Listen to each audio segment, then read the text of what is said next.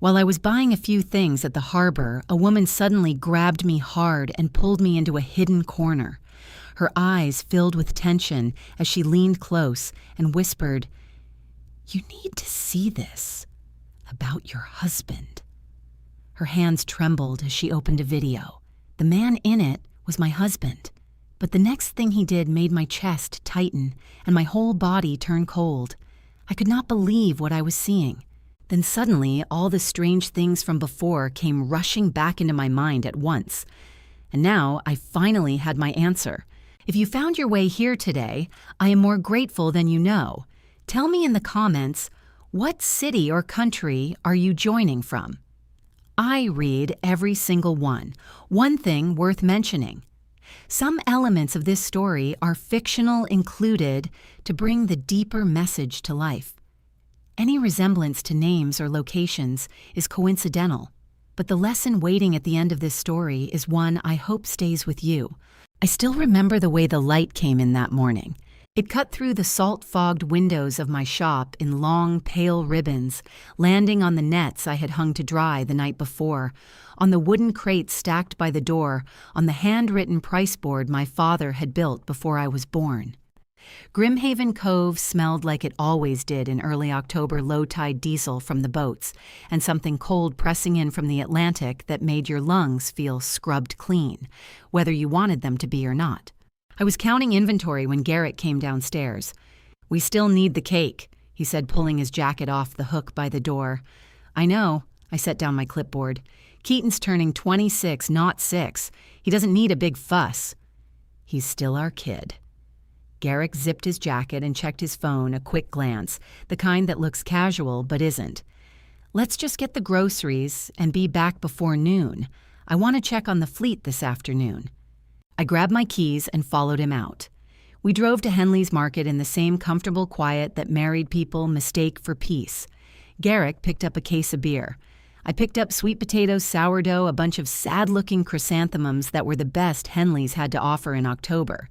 At the bakery counter, we stood shoulder to shoulder debating between chocolate and lemon, and Garrick laughed at something I said, and for 3 minutes it felt like nothing in the world was wrong. Then his phone buzzed. He looked down. His thumb moved to silence it, but not before I caught the way his jaw tightened, just for a second, just a flicker, the way a man looks when a name appears on a screen that he does not want his wife to see. "Everything okay?" I asked. "Yeah." He slid the phone into his pocket. "Just Briggs about the trawler schedule." I smiled and turned back to the lemon cake. I had been married to Garrick Callahan for 28 years. I knew the difference between his Briggs voice and his lying voice, but I put the lemon cake in the cart and did not say another word about it. By the time we loaded the truck and pulled out of the parking lot, Garrick was already reaching for his phone again. "I need to swing by the harbor," he said. "Paperwork for the cold storage shouldn't take long. You can wait in the truck or walk over to Marlowe's." "I'll walk," I said. Marlowe Pike ran the chowder stand at the edge of Black Pier Harbor. A small woman in her late 60s with white hair, she kept pinned up with a pencil, and eyes that had watched this waterfront longer than most people in town had been alive. She had known my mother. She knew everyone. I had been stopping at her counter since I was a girl. I was halfway to her stand when she stepped out from behind the counter and blocked my path. "Maeve." Her voice was low-pressed flat. She reached out and grabbed my wrist, not hard, but firm, the way you grab someone when you need them to stop moving. "Don't go to your car yet." I looked at her face. Marlowe was not a woman who scared easily. "What is it?" I asked. "Just come with me." She pulled me gently around the side of the stand, past the propane tank, toward the narrow gap between her building and the old cold storage warehouse that backed up against the pier. "There's something I've been watching for 2 weeks, and I kept telling myself it wasn't my business." Her voice cracked at the edges. "But it is my business, because you're your mother's daughter, and that makes it my business." I followed her to the corner of the warehouse wall, and that is where I saw them. Garrick had his back to me, Sloane Mercer. I didn't know her name yet, not at that moment, not until later stood facing him with her hands pressed flat against his chest, and she was saying something too low for me to hear. Then Garrick cupped her face with both hands and kissed her. Not a quick thing, not a mistake. A kiss that had history in it, weight the ease of something practiced many times before. My body did something strange. My feet stayed exactly where they were. My hands stayed at my sides. Everything in me just stopped. Then she pulled back and tilted her head up toward him, and she spoke loud enough that the harbor breeze carried it straight to me. Once Maeve signs off on Widow's Reef, she said, "Everything becomes ours." Garrick pressed his forehead to hers and murmured something I could not hear. Marlowe's hand found my arm. "Maeve," she whispered. I turned and walked back the way I had come. My feet moved on their own. My hands found the truck door. I sat down in the passenger seat and stared through the windshield at the gray water of the harbor and the boats that had carried my family's name for 30 years. Widow's Reef. My father's voice rose up from somewhere so deep inside me I had not heard it in years. The sea doesn't lie, Maeve, but people do. I was still sitting there, both hands in my lap, when Garrick climbed in on the driver's side 4 minutes later. He smelled like the cold air off the water. He started the engine and asked if I wanted to stop anywhere else. "No," I said. "Let's just go home." Home looked exactly the same. That was the part that hit me hardest. When we pulled into the driveway, the porch light still on the welcome mat still crooked the window box, still holding the last stubborn geraniums of the season. The house had no idea what had changed. It just sat there being a house warm and ordinary, waiting for us to walk back into it like nothing had happened. I carried the groceries inside while Garrick took a call in the truck. I put the sweet potatoes away. I put the sourdough on the counter. I stood in front of the open refrigerator for a long moment, holding the chrysanthemums, and thought, you have to choose right now. Either you fall apart or you don't. I put the flowers in a mason jar of water and started dinner. By the time Garrick came inside, I had a pot of chowder on the stove and the radio on low. He hung up his jacket, washed his hands at the kitchen sink, and leaned against the counter watching me stir. "Smells good," he said. "It's just the leftover clams from Tuesday." I kept my eyes on the pot. "Sit down. It'll be ready in 10 minutes. He sat. He looked at his phone twice before dinner was on the table. I noticed. I always noticed. But I put the bowl in front of him and sat across from him and asked about the trawler schedule. And he talked, and I listened, and we moved through the meal the way two people do when they have been eating at the same table for 28 years and have run out of things to say that are also safe to say. "You're quiet," Garrick said. "I'm tired." I tore off a piece of sourdough. "Long day." "You work too hard." He said it gently, the way he used to say things when he actually meant them. "You always have." My chest tightened. I looked up at him. This man, I had built a life with this man who had been standing in a harbor alley with his hands on another woman's face 3 hours ago, and I said, "Somebody has to." He smiled like it was a joke. I let him think it was. After dinner, Garrick said he was going to watch the game. I told him I needed to do inventory checks in the shop. He nodded without looking up from his phone. I walked through the connecting door between our house and the shop, closed it behind me, and stood in the dark for a full minute without moving. The shop smelled like rope and brine, and the particular dusty cold that settles into places where things are stored for seasons. My father's smell. The smell of the only place in the world where I had ever felt completely safe. Then my knees buckled, and I grabbed the edge of the front counter and held on. The tears came fast and ugly, the kind that burn on the way out, the kind you can't make quiet no matter how hard you press your hand against your mouth. My whole chest shook. I slid down until I was sitting on the floor behind the counter with my back against the cabinet door's knees pulled up, and I cried the way I hadn't cried since my father's funeral, hard and wordless and completely alone. "You stupid woman," I whispered to myself, not because I had been foolish enough to be deceived, but because some part of me, some small, stubborn part, had known for months that something was wrong and I had chosen not to look. I don't know how long I sat there, long enough for the shop to get cold. When I finally stood up, I wiped my face on my sleeve, took 3 long breaths of salt air, and turned on the work light over the back table. Not the bright overhead fluorescence, just the small amber lamp my father had used for late-night paperwork, the one that made everything look like it was being held in warm hands. His wooden crate was still on the bottom shelf where I had left it after he died. I hadn't opened it in 2 years. I didn't even know exactly why I opened it now, except that the shop felt like the only place honest enough to hold what I was carrying, and the crate was the most honest thing in it. Inside, a folded tide chart from 1987, a brass compass with a cracked lens, 3 photographs I didn't look at, and underneath all of it, his field notebook. Dark green cover spine held together with electrical tape, his handwriting on the front in permanent marker E. Callahan. Coastal notes, do not discard. I sat down at the back table and opened it. His handwriting was cramped and precise, the handwriting of a man who didn't waste space on anything. Most of the early pages were what I expected. Tide measurements, water temperatures, seasonal hatch dates, for oysters notes about current patterns around the outer shoals. The kind of record a working fisherman keeps not for posterity, but because he trusts the water more when he knows its patterns. Then, near the middle of the notebook, a page where the writing changed, slower, more deliberate. Widow's Reef readings confirmed 3rd season. Current pattern unprecedented. Substrate quality higher than anything recorded in this region. Spoke to Briggs. He agrees. This needs to stay quiet. Wrong people find out about this, the town loses the water. I read that line 3 times.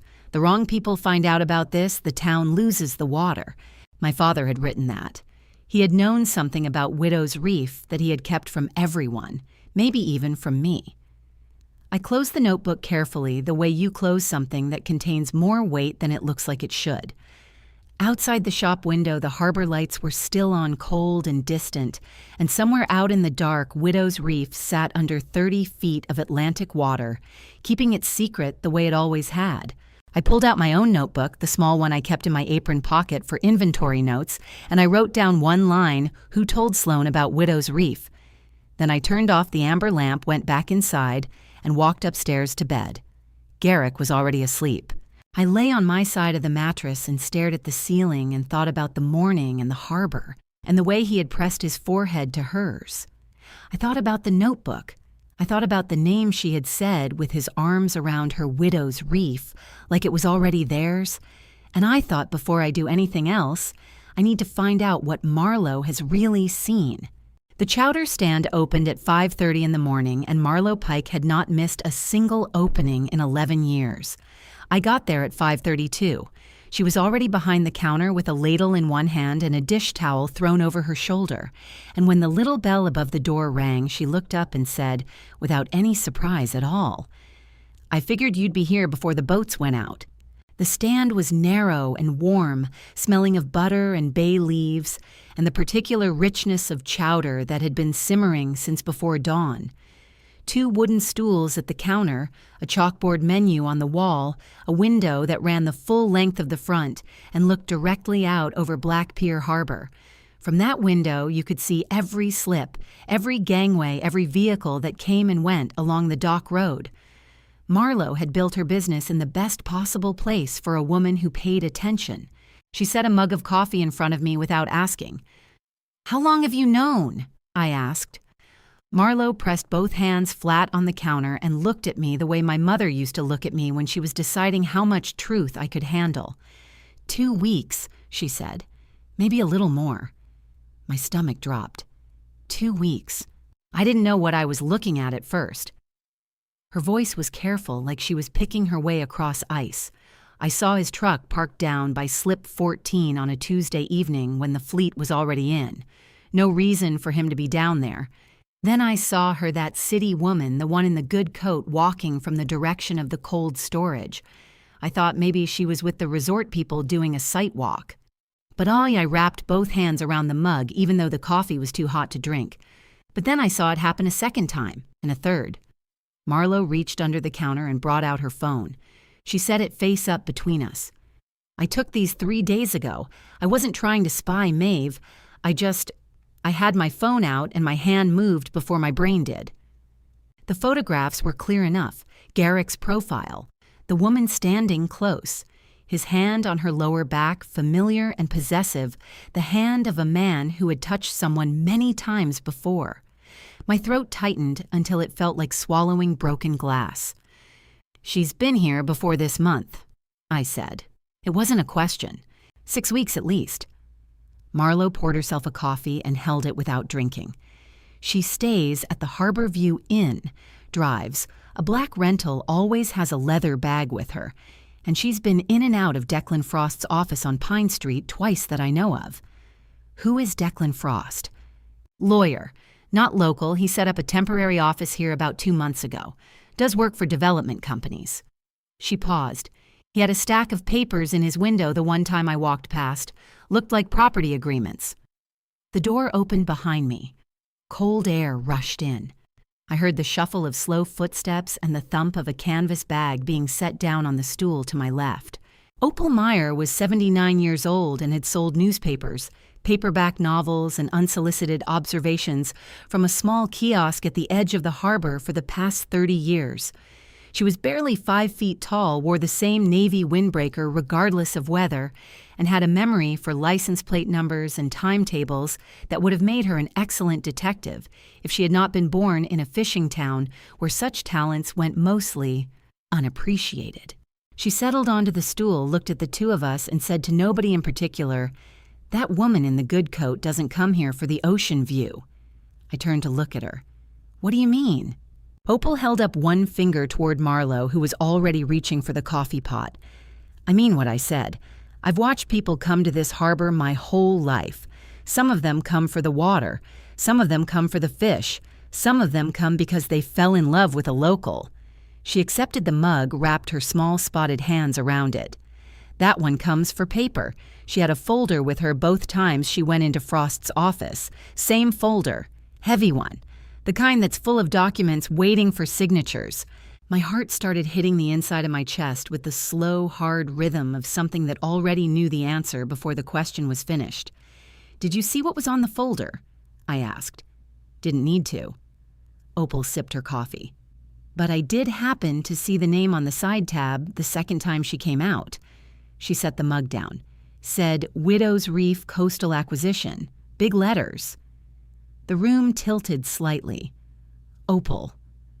Marlo said quietly, "You might have led with that. I'm leading with it now." The old woman looked at me with eyes that were sharper than anything else about her. "Your daddy kept that reef quiet his whole life, Maeve. I always wondered why. Now I think maybe he was keeping it quiet from people exactly like that woman." I pushed off the stool, my legs unsteady beneath me, one hand gripping the counter's edge so hard my knuckles went pale. "I need to go look at something," I said. Marlo reached across the counter and caught my wrist. "Be careful how you move on this. If Garrick figures out he won't." I pulled on my jacket. "He thinks I don't look at anything harder than a price list." I left the mug on the counter half full and steaming and walked out into the cold harbor morning, with Opal's words following me like a second shadow. Widow's Reef Coastal Acquisition. I drove straight to the shop, unlocked the back room, and pulled my father's notebook off the shelf. This time, I was going to read every single page. I read the notebook straight through without stopping. It took me the better part of 3 hours sitting at the back table of the shop with the amber lamp on and the front door locked. Outside, I could hear the harbor coming to life. Engines, gulls, the distant clang of rigging, but none of it reached me. My father's notes spanned 14 years. Most of it was exactly what I expected. Tide charts, catch records, weather observations, the careful accounting of a man who trusted data over instinct, but used both. But beginning about 8 years before he died, the entries changed. The handwriting slowed. The margin notes became longer. He'd been measuring Widow's Reef with a precision that had nothing to do with everyday fishing. Water temperature at depth. Mineral content. The particular calcium-rich substrate that created conditions he described as unlike anything north of the Cape. Growth rate measurements for wild oysters that were double what any managed bed in Maine could produce, and one line underlined twice. At full yield, conservative market estimate exceeds 15 million, possibly higher. This cannot leave this notebook. My hands were trembling by the time I reached the last page. I sat there for a long moment, pressing my palms flat on the table until they stopped shaking. Then I picked up my phone and called Briggs Nolan. Briggs Nolan was 74 years old, walked with a cane he didn't always bother to use, and had been my father's closest friend for 30 years. He lived in a blue clapboard house 3 blocks from the harbor, and when I knocked on his door 40 minutes later, he opened it before my knuckles finished the second knock like he had been waiting. "Figured you'd find your way here eventually," he said. "Come in." His kitchen smelled like coffee and pipe tobacco, and the particular staleness of a house where a man lives alone and doesn't open the windows enough. He poured 2 mugs without asking and sat across from me at the kitchen table. His eyes, gray, steady, the color of deep water, watched my face. "You read Edmund's notebook," he said. I startled. "How did you know he left it?" "Because I told him to." Briggs wrapped his thick hands around his mug. "About 6 years ago, before he got really sick, your father asked me what he should do about Widow's Reef. He'd been carrying the weight of that secret a long time. I told him to write everything down and leave it somewhere safe." He paused. "I didn't know it would take this long for someone to come looking for it." "Someone is looking for it now." My voice came out steadier than I felt. "A woman named Sloane Mercer. She's been here for weeks. She has a lawyer, Briggs, a real estate lawyer with acquisition documents." Something moved behind his eyes. Not surprise exactly, but the grim recognition of a man who had been expecting bad news and was not relieved to finally receive it. "How much do you know about that reef?" he asked. "I know what my father wrote," I said. 15 million, maybe more. Wild oyster beds unlike anything in the region. He kept it quiet on purpose." "He kept it quiet because he knew what would happen the minute the wrong people found out." Briggs set his mug down and leaned forward, elbows on the table. 20 years ago, a company out of Boston came sniffing around this harbor, wanted to buy up the outer fishing rights, turn the whole eastern shelf into a managed aquaculture operation. Your daddy was the one who organized the fishermen to say no. He held that line for 3 years until they moved on. His jaw tightened. But before they left, one of their surveyors did a water quality report on the outer zone. Your father got hold of a copy. That's when he realized what Widow's Reef actually was. 18.7 million, I said. His last entry put it there. Closer to 22 by now with the market where it is. Briggs looked at me without blinking. Premium wild oysters from a naturally occurring cold water reef with those mineral readings restaurants in Boston, New York, they'd pay $150 a dozen for them. More. A company that controls that reef controls something that can't be manufactured or replicated anywhere. The number landed in my chest like a stone thrown into deep water. "Garrick doesn't know any of this," I said slowly. "He can't. If he knew the full value, he would have—" I stopped. "He would have moved faster," Briggs said quietly, "or been more careful about who he was dealing with." I stared at the grain of Briggs's kitchen table for a moment, feeling something cold settle in behind my sternum. Then I looked up. "Briggs, is Garrick in financial trouble?" The old man's expression shifted just slightly, just enough. He picked up his mug and took a long, slow sip. "You'd know better than me," he said. "He's your husband." "Briggs." He set the mug down. "I heard from Danny Holt at the fuel dock that Garrick's accounts have been running short since spring. Fuel credit maintenance invoices. Danny said he's been asking for extensions." He met my eyes. I didn't say anything because it wasn't my business to. I drove home without remembering the route. I went straight to Garrick's office, a small room off the back hallway that he kept locked, usually with a key on his belt ring. But that afternoon the door was open and the key was in the lock. He had been in a hurry and hadn't bothered. The bottom right drawer held what I was looking for. I did not go through everything. I didn't need to. Within 4 minutes, I had found 3 bank letters with red stamped past due, Across the top, 2 fuel invoices marked "Final Notice" and a loan agreement with a commercial lender whose interest rate made my stomach turn over. The debt was not small. The debt was the kind that ends things. I put every paper back exactly where I found it. I closed the drawer, I walked out of the room and shut the door behind me. In the hallway, I pressed my back against the wall and stared at the ceiling and felt my heart cracking along a fault line I hadn't known was there. Not because Garrick was broke, but because he had been drowning for months and had looked me in the face every single morning and said absolutely nothing. He needed Widow's Reef to save himself, and Sloan Mercer knew it. Tansy Greer called me at 7:45 in the morning while I was unlocking the shop.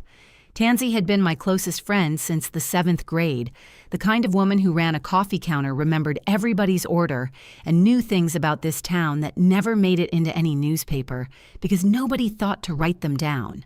She had a laugh like a screen door slamming and an instinct for trouble that I had learned over 40 years never to ignore. "I need you to come by before the morning rush dies," she said without hello. "Opal told me something last night and I've been sitting on it since 6 a.m., and I can't sit on it anymore."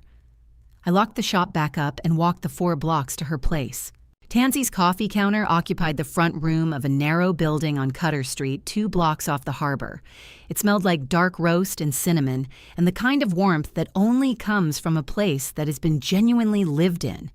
She was wiping down the counter when I came in, and she looked up at me with an expression that mixed worry with the particular relief of someone who has been keeping a secret just long enough. "Sit down," she said, pouring a coffee I didn't ask for. "Opal saw Sloan Mercer's car." "I know about Declan Frost's office," I said. "Not that." Tansy set the mug down and leaned on her elbows. "The other place. Opal said she's seen that black rental parked at the Seawind Lodge on Tuesday and Thursday evenings. Regular as clockwork going back at least 5 weeks." She looked at me steadily. "Garrick comes home late on Tuesdays and Thursdays." The coffee mug warmed my palms. I stared into it. "Opal counted the weeks?" I asked. "Opal counts everything." Tansy's voice softened. "Maeve, are you okay?" "I'm fine." I looked up. "I need to go see for myself." She reached across the counter and grabbed my wrist. "Don't go alone. Don't go angry. If you go—" "I'm not angry," I said, and I meant it. What I felt was colder than anger, more deliberate. Anger makes noise. What I had was something that moved quietly and didn't announce itself. I just need to know what I'm dealing with. The Seawind Lodge sat half a mile south of town on the coastal road, 12 rooms, vinyl siding a vacancy sign that flickered in the wind off the water. It was the kind of place where salespeople stayed when Harborview was full, and nobody asked questions about checkout times. I parked on the far side of the lot behind a panel van at 4:30 that afternoon and waited. Garrick's truck pulled in at 5:03. He parked near the end unit, knocked twice. The door opened and he went inside. I sat there for a moment with both hands on the steering wheel, staring at that closed door, and felt something in my chest cave inward like a rotten board, finally giving way under too much weight. Not surprise, just the specific hollow grief of having something confirmed that part of you had already known. I got out of the car. I did not knock on the door. I did not need to. The window of the end unit had a 6-inch gap at the bottom, where the frame didn't sit flush with the sill, the kind of gap that lets cold air in and sound out. I stood at the corner of the building close enough to hear, and I listened. Garrick's voice low and tense. "She's not going to sign if she figures out what the reef is really worth." Then Sloane's voice, crisp, unhurried, the voice of someone running a meeting. "She won't figure it out. She runs a bait shop, Garrick. She's not looking at tide surveys." "You don't know, Maeve." "I know enough." A pause. The sound of movement inside. "Frost says we're 2 signatures away from closing. Once we have her name on the transfer document, Voss moves forward and we're done." My blood went cold from the inside out. Then her phone rang. She answered it immediately. "Yes." Her tone flattened, became businesslike in the way that has nothing to do with courtesy. "He's here. We're on schedule." A short laugh that had no warmth in it. No, Harlan, the signing piece is cooperative. He thinks it's his idea. Another pause. Just make sure Frost has the amended clause ready before Thursday. The signing piece. Not his name. Not her partner. Not the man she was supposedly building a future with. The signing piece. I stepped back from the window.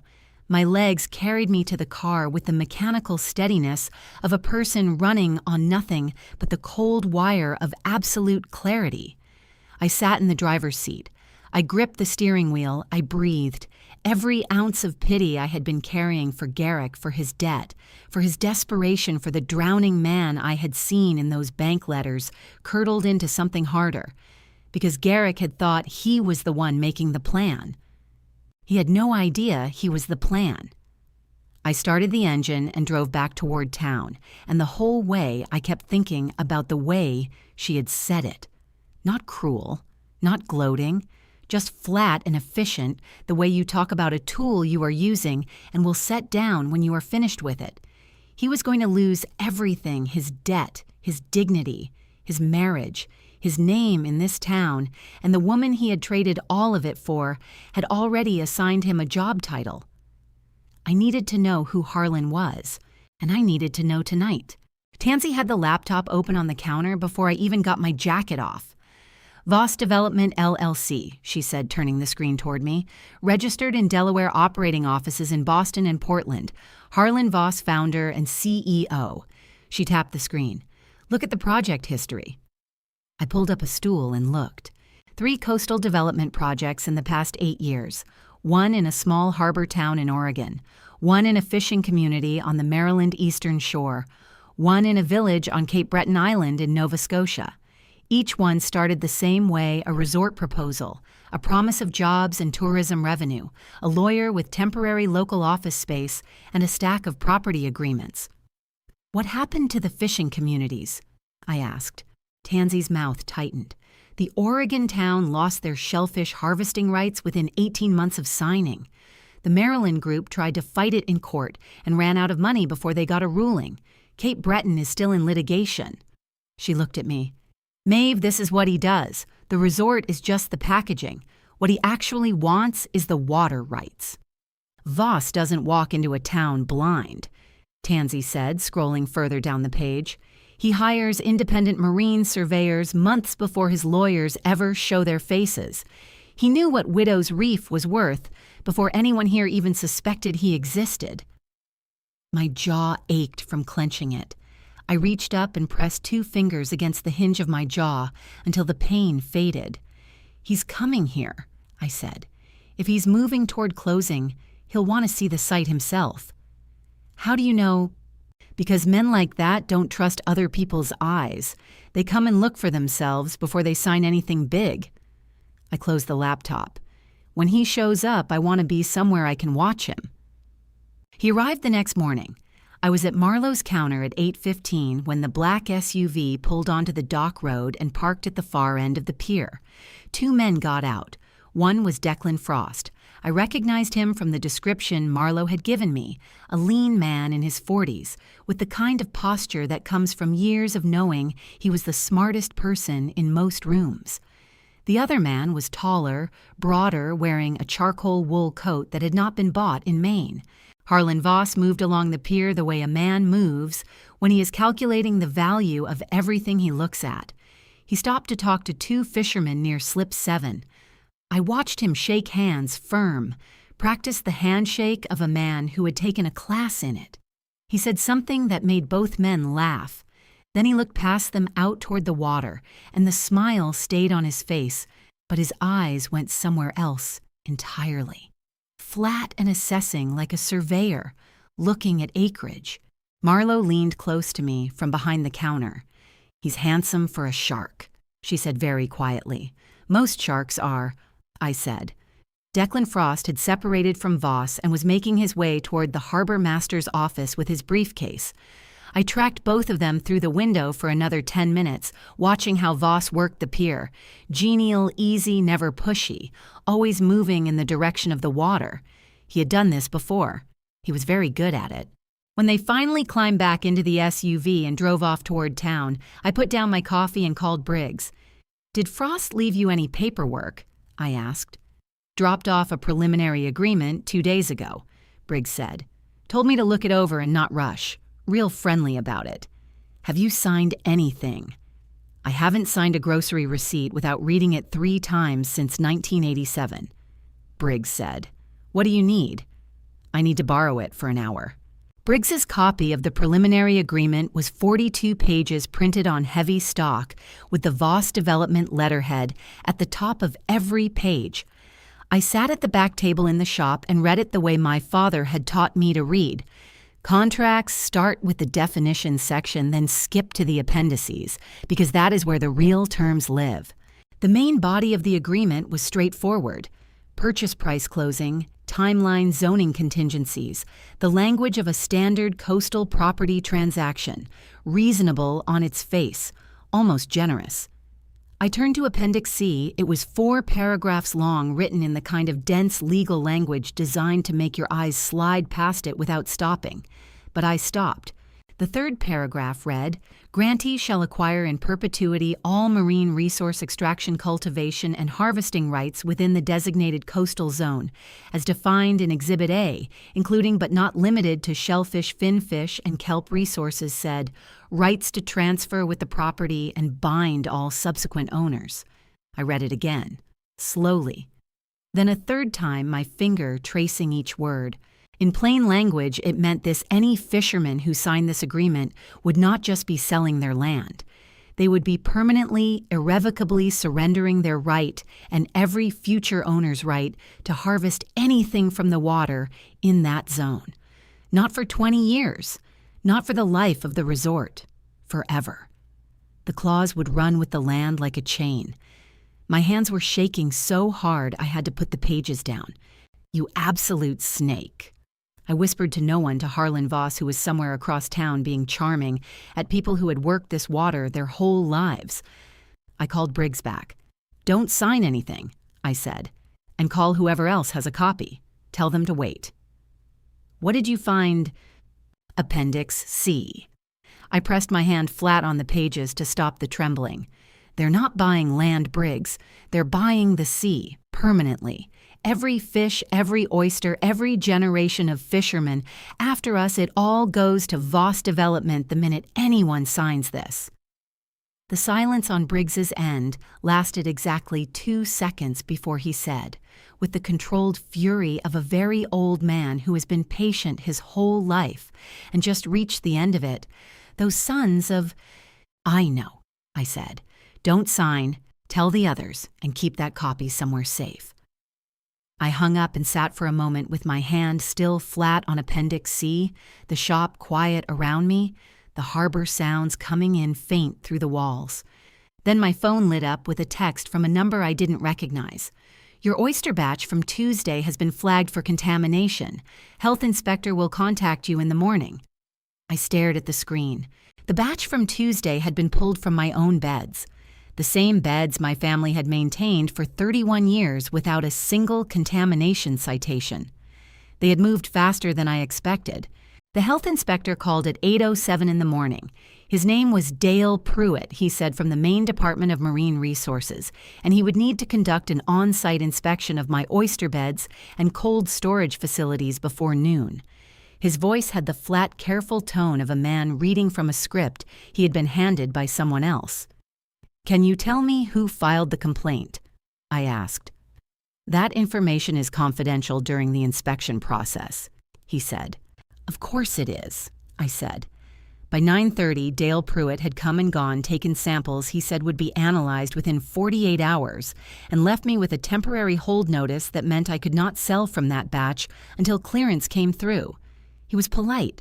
He was efficient. He would not meet my eyes. 20 minutes after he left, my phone started ringing. By noon, 4 regular customers had called to cancel their standing orders. By 2 o'clock, I had heard from Tansy that the story was already moving through the harbor. Maeve Callahan's oysters came back. Contaminated health department was out there this morning, passed from counter to counter the way bad news travels in small towns, faster than any vehicle unstoppable as tide. I was standing behind my counter trying to decide which call to make first when the door opened and Silas Boone walked in. Silas ran the cold storage facility at the north end of the pier, a heavy-set man in his mid-50s with small eyes and the permanent squint of someone who spent too much time looking into the sun off the water. He had worked the waterfront his whole life and had a reputation for knowing which way things were going before they got there. I had never entirely trusted him, but I had never had a specific reason not to. Until now. "Heard about your batch," he said, settling his weight against the counter with an expression of practiced sympathy. "Shame. This time of year, too, when the orders are picking up." "It is a shame," I said. My voice was perfectly even. "Do you know who filed the complaint, Silas?" He spread his hands. "You know how these things go. Somebody notices something, they call it in. Probably just a precaution." The inspection report listed a certifier I've never heard of. I held his gaze. Not one of the usual county inspectors. Someone out of Portland. Something shifted in his face so small, so fast, that if I had not been watching for it, I would have missed it entirely. A flicker behind the eyes like a door closing quickly in a room you were not supposed to see into. "Inspectors rotate," he said. "Probably just a new assignment." "Probably," I said. "Thanks for stopping by, Silas." After he left, I called Dr. Alara Wynn. Alara Wynn was 41 years old, held a doctorate in marine biology from the University of Maine, and ran a small coastal research station 3 miles north of town, where she monitored water quality species populations and tidal patterns for a state conservation grant. She was precise, direct, and constitutionally incapable of softening data to make people feel better. I had known her for 6 years and trusted her completely. She answered on the second ring. "I need a favor," I said. "An unofficial one." "How unofficial?" she asked. "I need you to pull water samples from my oyster beds and run them yourself. I'll pay for the lab time." A brief pause. "The DMR inspection already pulled samples this morning. If you're concerned about the results—" "I'm not concerned about the results," I said. "I'm concerned about the source. Can you do it today?" Another pause longer this time. Then, "I can be there by 3. Alara arrived with a sampling kit, rubber waders, and the focused expression of someone who had already decided this was worth her afternoon.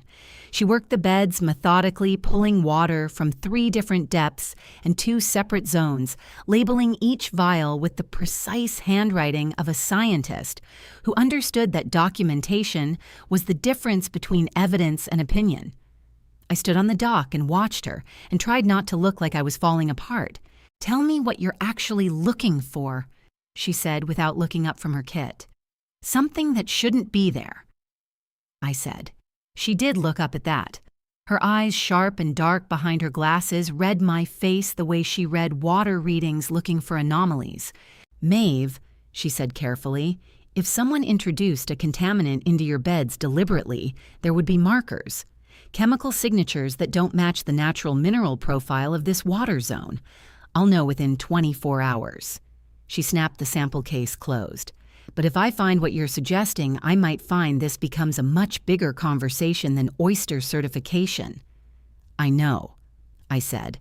She looked at me for a moment with an expression that mixed concern with the particular determination of a scientist who has just been handed an interesting problem. "I'll call you as soon as I have preliminary results," she said. "Don't sell anything from these beds until you hear from me." She gathered her kit and walked back up the dock. I watched her go, and then I turned back to the water. My water, the beds my family had worked for 3 decades, and felt a slow burning fury build in my chest like a coal catching. They had not just gone after Garrick's debt and widow's Reef, they had gone after my name. Garrick made eggs. That was the first sign something was wrong. In 28 years of marriage, Maeve Callahan had made breakfast exactly 4 times twice when I was sick, once after Keaton was born, and once on our 20th anniversary when he burned the toast so badly we ended up laughing about it for a year. The man did not cook. He refueled. He stood over the stove with the same practical efficiency he applied to engine maintenance, and the results were usually about the same.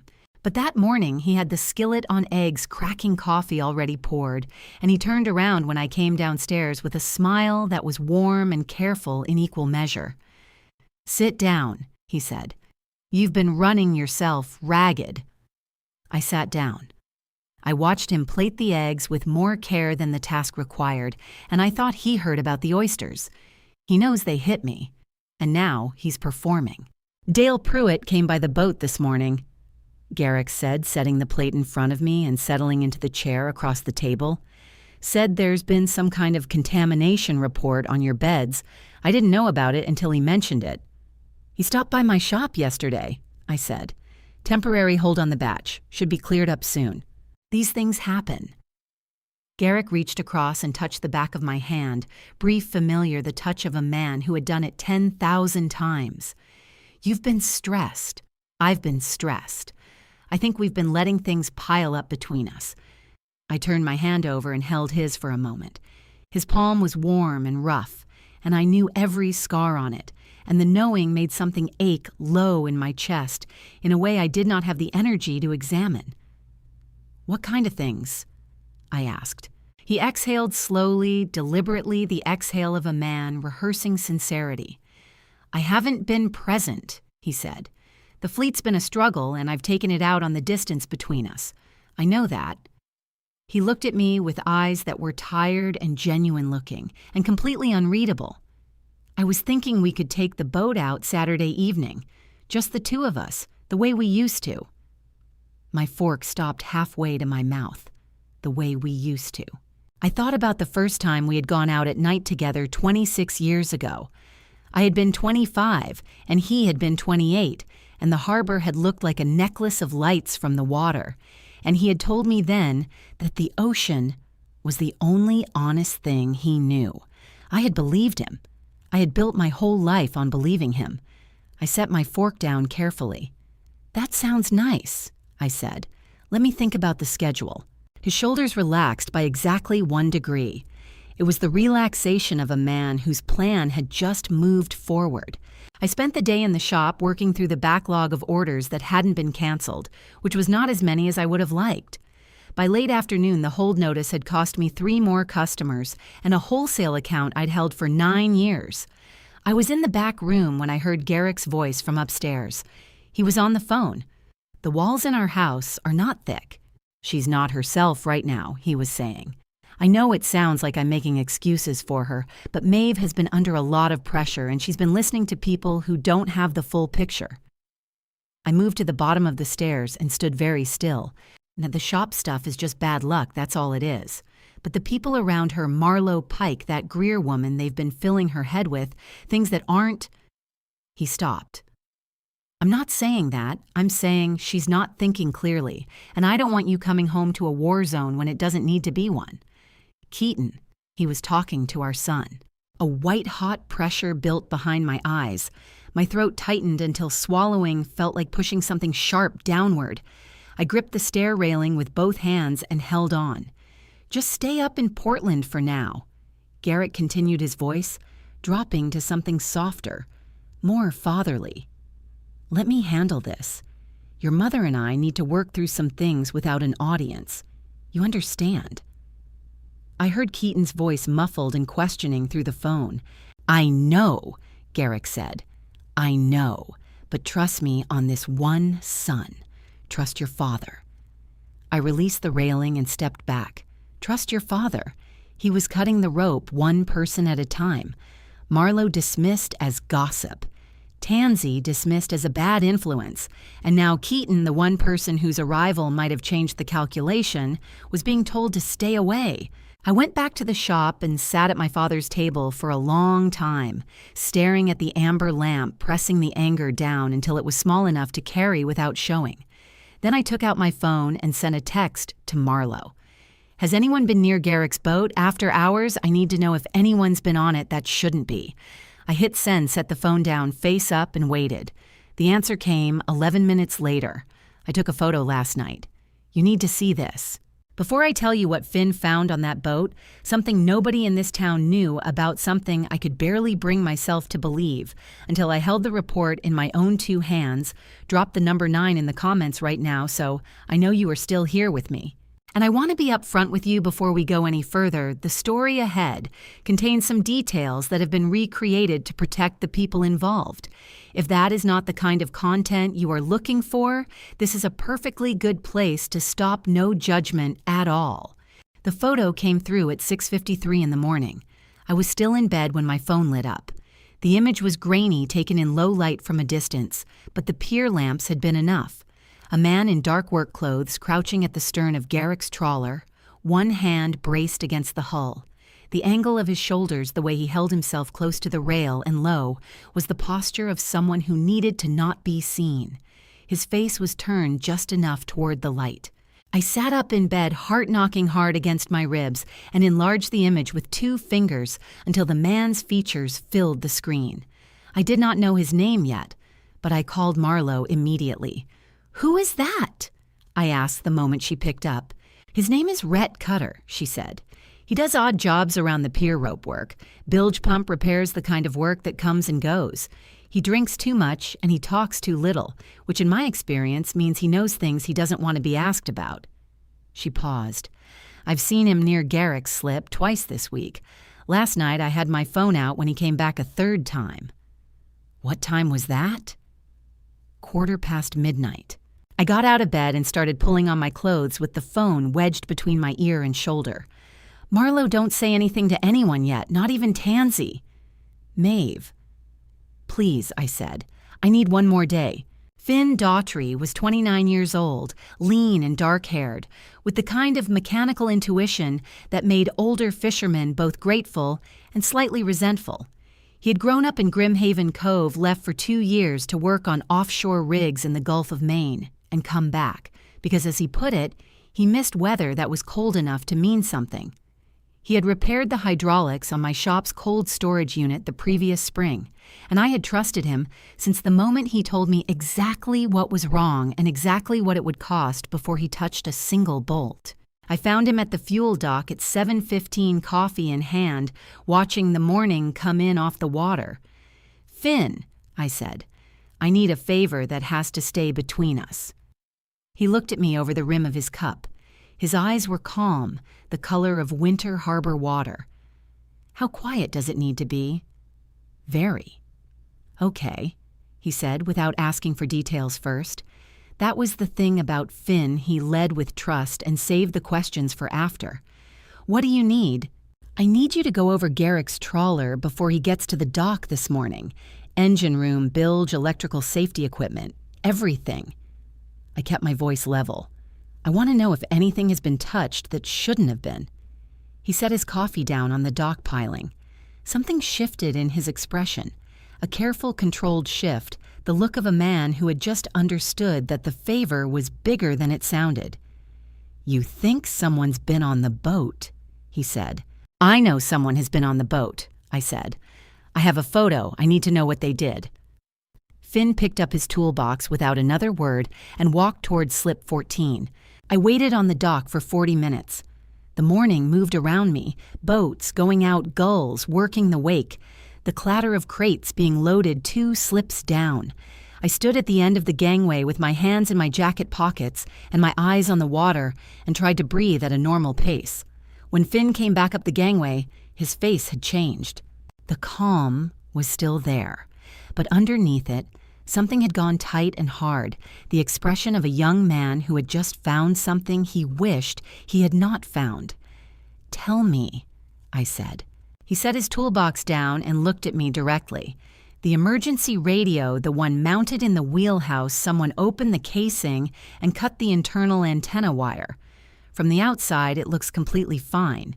You'd pick it up, try to call, get nothing. You'd assume it was signal. His jaw tightened. The navigation light circuit has been bridged so the stern light won't activate. On a foggy night, nobody would see you from behind. He paused. The bilge pump intake valve has been manually restricted. It won't fail right away. It'll fail slowly over 2 or 3 hours, enough time to get well offshore before the water starts coming in. Each word landed in my chest like a separate blow, heavy and precise. And the life jackets! My voice came out smaller than I intended. Finn's expression did something I had not seen it do before it broke just slightly, just enough. The two good ones, the ones rated for cold water immersion, are gone. What's hanging on the rack are two old foam vests that are dry rotted. They'd hold for maybe 20 minutes in 50-degree water. He looked at me, and I could see the effort it was costing him to say the next part. Maeve, whoever did this knew exactly what they were doing. This is not vandalism. This is someone who understands boats, planned this very carefully. The dock swayed slightly under my feet, or maybe I swayed, I could not tell which. I pressed one hand against the gangway post and held on. Rhett Cutter, I said. Does he know boats well enough to do this? Rhett worked offshore for 4 years before he came back here. Finn's voice was flat now, stripped of everything except the facts. He knows exactly where every system on a commercial trawler is located and exactly how to damage it without leaving obvious marks. He stepped closer and lowered his voice. Maeve, what's happening? I looked at him, this young man who had come back to a town that did not always deserve the people who returned to it, and I felt something crack open in my chest that I'd been holding shut for weeks. Garrick asked me to go out on that boat with him Saturday night, I said. Finn stared at me. The color left his face in a slow, visible wave. You're not going, he said. It was not a question. Oh, I'm going, I said. Just not the way he thinks. I picked up my bag, steadied my legs beneath me, and walked off the dock toward my car. I had one stop to make before anything else. Father Jude Fenwick had been asking me to come by the church for 3 weeks. I had kept putting it off. I was done putting things off. The door of St. Brendan's opened before I finished climbing the front steps. Father Jude Fenwick stood in the doorway with his hands folded in front of him, and an expression that was not quite surprise and not quite relief. Something in between the look of a man who has been carrying a weight for a long time and can finally see the person he is supposed to hand it to. He was 71 years old, slight and white-haired, with the unhurried manner of someone who had spent decades listening to things that could not be rushed. He had been the priest of St. Brendan's since before I was born. He had baptized me. He had buried my father. Maeve, he said, come in out of the cold. The inside of the church smelled like candle wax and old wood, and the particular kind of quiet that accumulates in places where people have been honest for a long time. He led me not into the nave, but into the small room behind the sacristy that served as his office.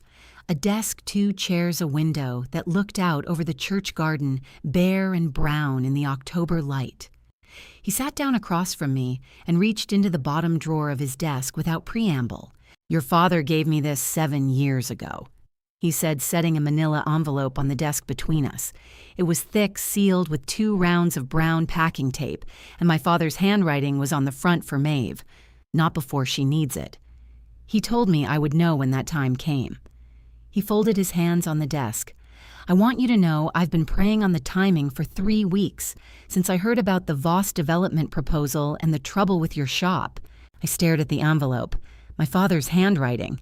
7 years in a desk drawer waiting. Why didn't he just give it to me himself? My voice came out cracked at the edges. Father Jude's face was gentle and direct in equal measure. Because he was afraid that if he gave it to you while he was alive, you would try to take on the burden immediately. He wanted you to have it when you were ready to use it, not just to hold it. He nodded toward the envelope. He trusted you, Maeve. He trusted that you would know what to do. My hands were trembling as I broke the tape. Inside a folded letter in my father's handwriting, a legal document on cream paper with a notary seal, a hand-drawn map of the outer harbor with Widow's Reef marked in red ink, and a smaller envelope labeled, "For Briggs, he'll understand." I unfolded the letter first. Maeve, if you're reading this, then something I was afraid of has started to happen. I'm sorry I couldn't be there to help you face it directly. About 12 years ago, I had the reef properly surveyed quietly through a marine biologist I trusted with no paper trail attached to my name. What we found confirmed what I had suspected for a long time. Widow's Reef is one of the last naturally occurring wild oyster beds of its kind on the Atlantic coast. Its value, if commercially exploited, would be extraordinary.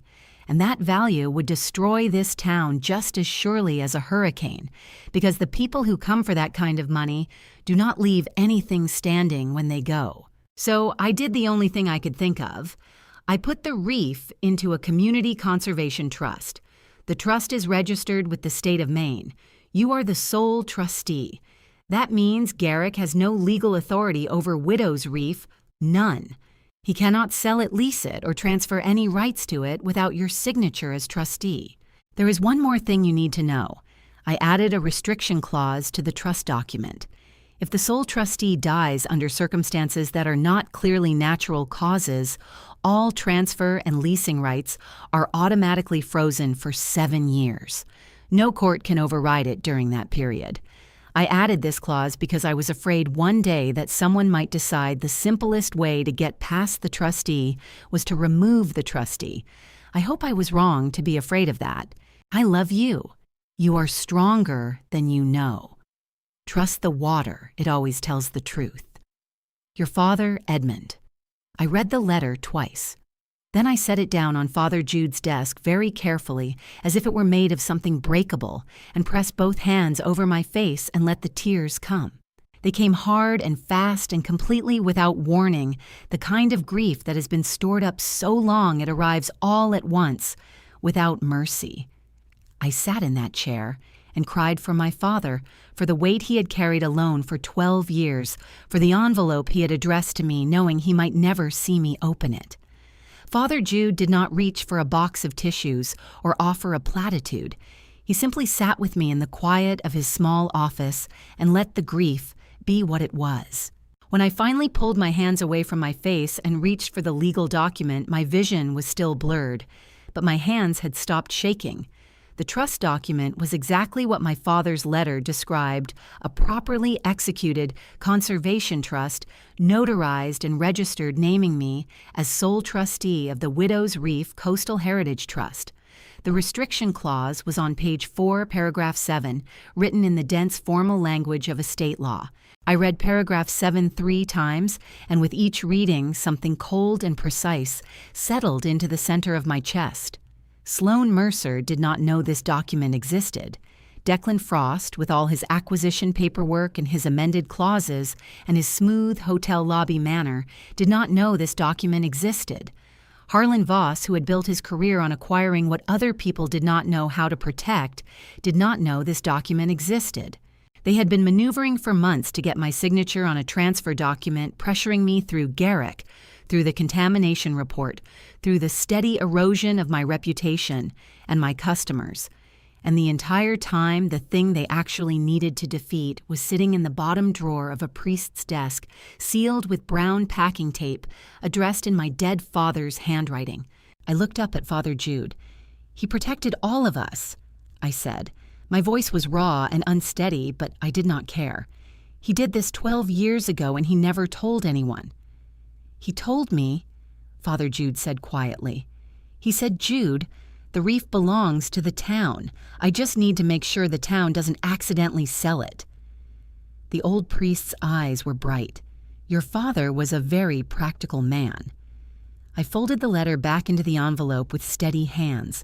Now I understood why Garrick needed me to disappear.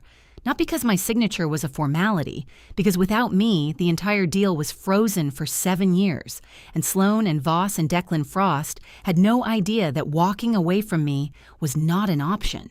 They thought removing me solved the problem. It did exactly the opposite. I picked up my bag and stood.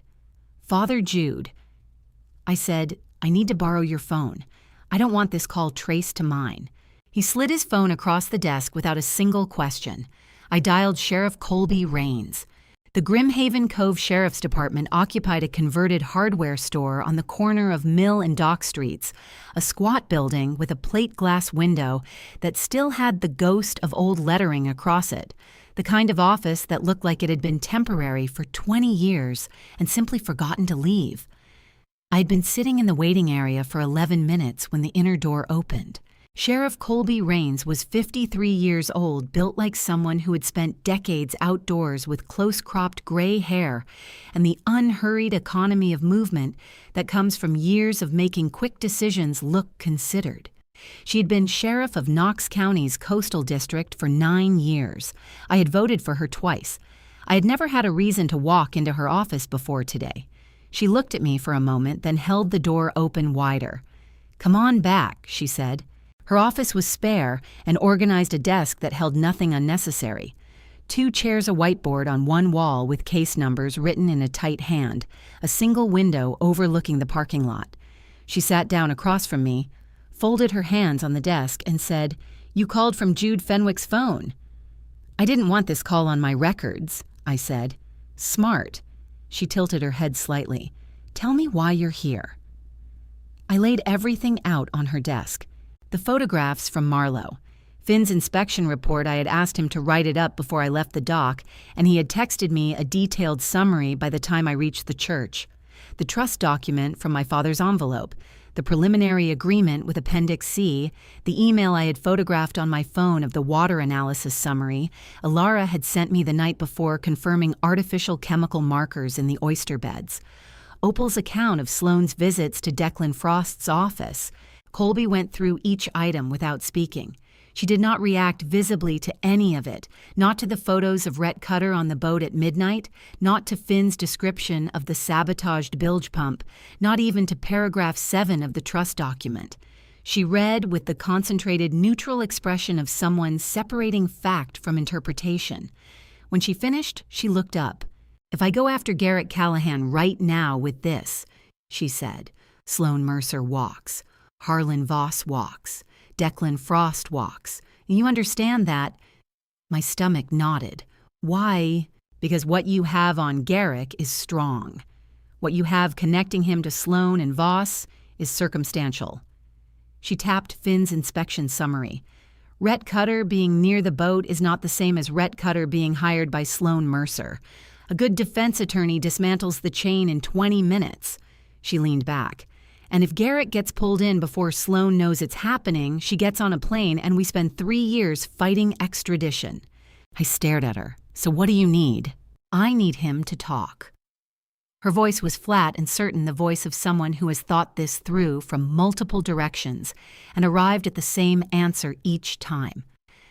"Out loud on record, in a place where it can't be walked back." She paused.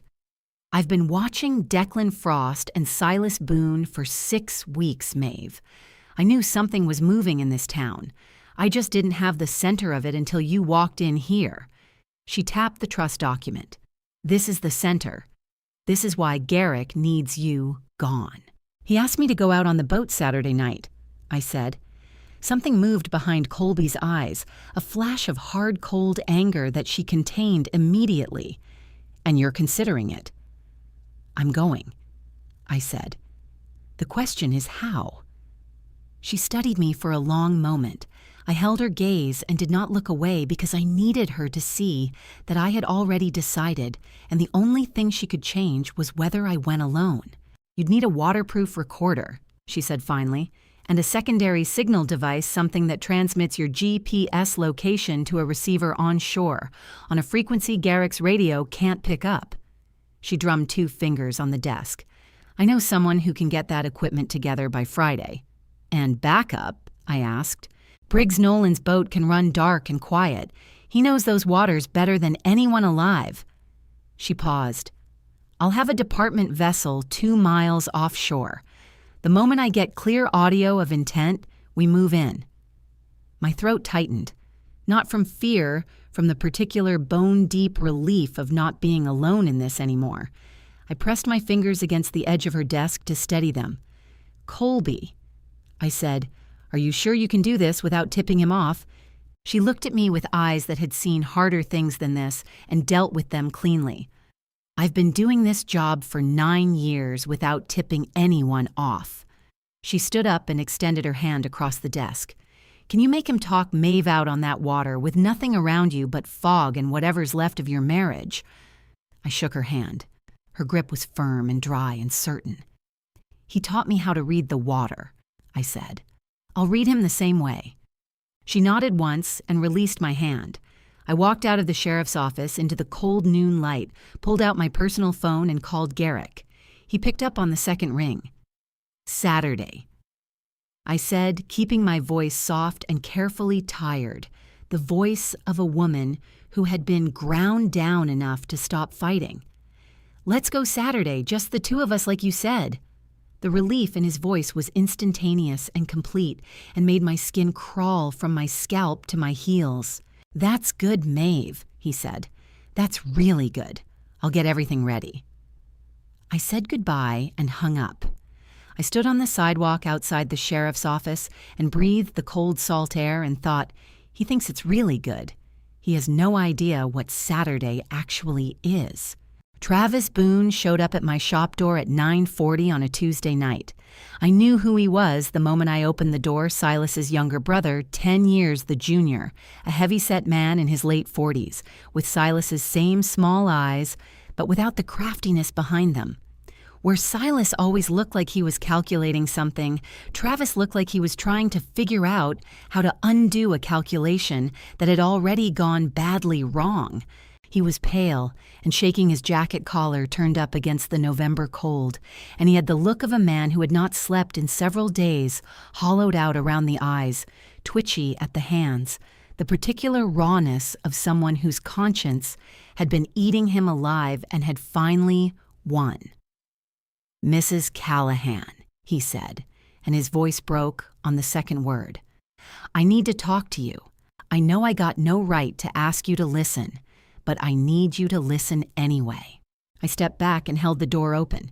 He sat down at the front counter and put his hands flat on the surface in front of him, like he needed to feel something solid. "How much trouble am I in?" he asked. "That depends on what you tell me," I said. I sat across from him and kept my voice level. "Start from the beginning, Travis." He pulled a folded paper from his jacket pocket and set it on the counter between us. It was a printed email creased from being handled too many times, the edges soft with wear. "Silas gets his important emails printed out," he said.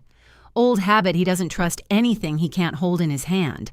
I pick up the mail sometimes when he's out on the water." He pressed one finger against the paper but didn't unfold it.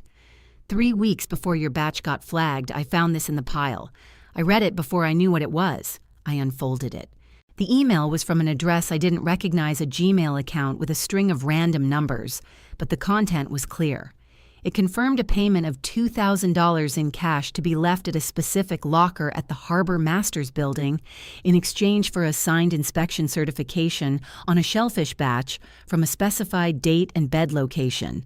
My bed location, my batch date. The name at the bottom of the email was not signed, but the reply from an address I recognized as Silas's business account said only, "Understood. Done." My jaw tightened until my back teeth ached. "You held on to this," I said. "I didn't know what to do with it." Travis's hands were shaking visibly on the counter, now trembling like a man standing in cold water. I asked Silas about it. He told me to mind my own business. Then I started hearing things, people saying your shop was contaminated, saying maybe you'd been cutting corners. His voice cracked. "Mrs. Callahan, my family's bought oysters from your family for 30 years. I knew that was wrong. I knew it in my gut." "Then why did you wait?" I kept my voice even, but the fury in my chest was burning like a lit fuse. His eyes filled. He didn't cry, he held it back with the visible straining effort of a man who had been raised not to, but his eyes went red and wet and desperate. "Because Silas is my brother," he said. And I kept hoping I'd misread it. I kept telling myself there was another explanation. He swallowed hard. Then I heard through the dock that there was a federal inquiry being opened into some kind of maritime incident, accident-related. He looked at me directly and his voice dropped. "They're not just going after your shop, are they?" "No," I said. "They're not." He nodded once, like a man accepting a sentence he had already known was coming. "What do I do?" he asked.